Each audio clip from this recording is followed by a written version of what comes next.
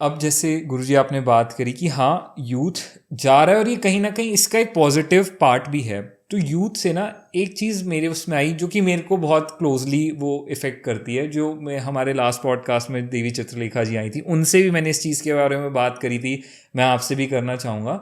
और वो हैं श्री प्रेमानंद जी महाराज। उनको देखकर मुझे ऐसा लगता है जितना ज़्यादा हमारा यूथ इफ़ेक्ट हो रहा है, जिस तरह से वो बात करते हैं, जिस तरह से वो चीज़ें समझाते हैं, उनको देखकर जितने लोग, जितना युवा, मैं खुद, हमने कितनी चीज़ें सीखी हैं, समझी हैं, और आप भी उनसे मिलकर आए हैं, आपके को ये सौभाग्य मिला, तो कैसा है उनका वो पूरा प्रभाव उनके आसपास का? सबसे बड़ी बात मैं बोलता ही हूँ कि प्रभाव नहीं, स्वभाव।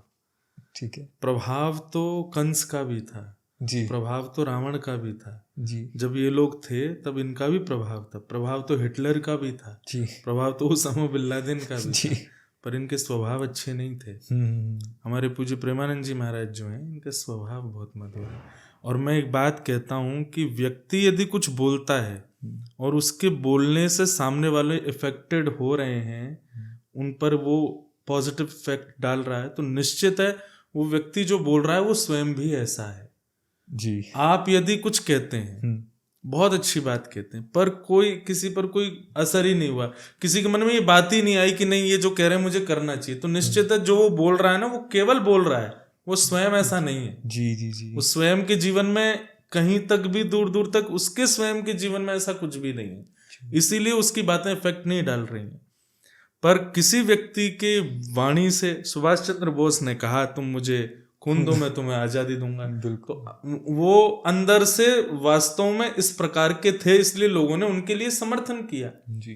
तो ये बात निश्चित है कि आज की डेट में यदि यूथ को, संसार के कई वर्ग के लोगों को यदि महाराज जी की वाणी से इफेक्ट हो रहा है, तो इसका सीधा सीधा एक अर्थ है कि वो जो कहते हैं वो स्वयं हैं ऐसे। वो बड़ी पढ़ाई सुनी सुनाई बातें कह करके केवल फॉलोइंग नहीं बढ़ा रहे हैं जी, वो स्वयं भी उन चीज़ों पर अमल करते हैं। मैं एक कथा सुनाता था कि एक संत थे, उनकी बातों का भी ऐसा इफेक्ट होता था, वो जिससे जो बोलते थे वो सामने वाले ना भी चाहता हो तो भी करने लग जाता था। तो एक बार एक माताजी बड़ी परेशान, उनका नाती चीनी बहुत खाता था। ठीक है। तो बोली मैं संत से कहवाऊंगी कि चीनी छोड़ दो, तो ये छोड़ देगा, क्योंकि उनका इफेक्ट होता था बातों का। तो संत के पास जाके उन्होंने कहा कि महाराज जी मेरा बेटा बहुत चीनी खाता है, इसको आप मना कर दो। बोले 6 महीने बाद लेके आना। 6 महीने बाद लेके गई तो बोले महाराज जी अब आप कुछ करो, जो भी आप 6 महीने के लिए आपने इंतजार करो। तो महात्मा बोले ए लाला सुनो, तुम चीनी नहीं खाना। बोले ठीक है ले जाओ मैया। तो माता जी बोली आपने 6 महीने इतना वेट कराया, वही एक बात 2 शब्द की तभी कह देते जी। कि 6 महीना क्यों वेट कराया।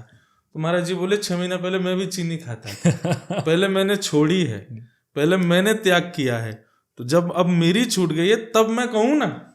लेकिन मैं कोई काम करता हूं और मैं अगर आपसे वो कहूं कि आप ये छोड़ दो, लेकिन मैं तो करता हूं, तो निश्चित है मेरी बात का आप पर कोई इफेक्ट नहीं होगा, क्योंकि मेरी बात में उतना वजन ही नहीं होगा, मेरी बात में उतना गरिमा होगी ही नहीं कि वो आपसे छुड़वा दे, क्योंकि मैं स्वयं उस चीज को कर रहा हूं। तो महाराज जी का जो ये एक सीखने वाली बात है कि उनकी बात सुन करके इतने लोग पॉजिटिवली इफेक्टेड हो रहे हैं। उसके पीछे कारण क्या है कि what ever he is saying he is applying on himself. तो इसलिए हम जो कुछ भी कहें जी, ये हमारे लिए एक प्रेरणा की बात है कि हम भी किसी से कुछ कहें तो पहले अपने ऊपर देखो, अपना गिरीवान झांक के देखो हम हैं कि नहीं वैसे। जब आप स्वयं हो तो निश्चित है आप उस चीज को बोलोगे, सामने वाले पे इफेक्ट करेगी।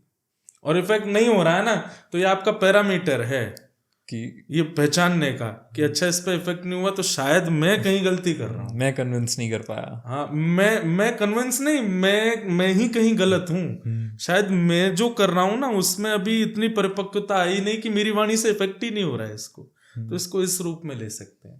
तो निश्चित है महाराज जी जो भी कुछ कह रहे हैं वो स्वयं अमल करते हैं उन बातों पे, इसीलिए उनकी बातों का इतना बड़ा प्रभाव सबके ऊपर हो रहा है।